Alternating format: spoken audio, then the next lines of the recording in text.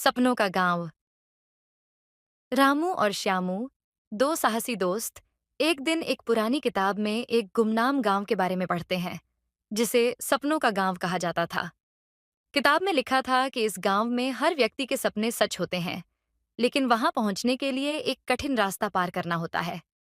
दोनों ने तय किया कि वे इस गांव की खोज करेंगे।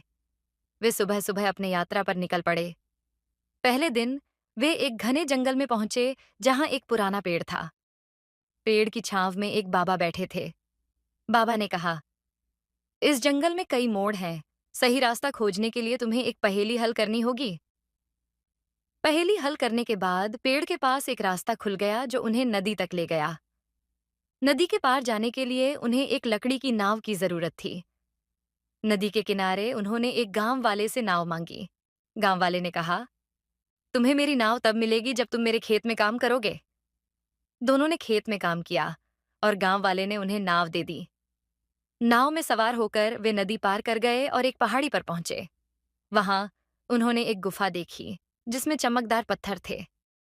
गुफा के अंदर एक गार्ड ने कहा, यह गुफा केवल उन्हीं को दिखेगी जो सच में साहसी हों।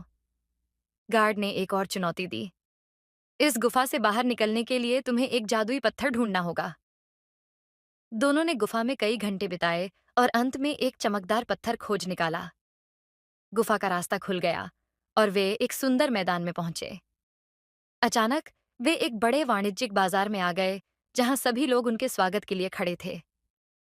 राजा ने कहा, तुमने साबित किया है कि साहस, मेहनत और दोस्ती से किसी भी मुश्किल को पार किया जा सकता है। रामू और श्यामू ने गांव में बहुत अच्छा समय बिताया और अंत में उन्होंने महसूस किया कि सबसे बड़ी यात्रा वह थी जिसने उन्हें और भी करीब ला दिया। सीख। साहस, मेहनत और सच्ची दोस्ती से किसी भी कठिनाई को पार किया जा सकता है, और सबसे बड़ा खजाना आपसी सहयोग और मित्रता है। धन्यवाद।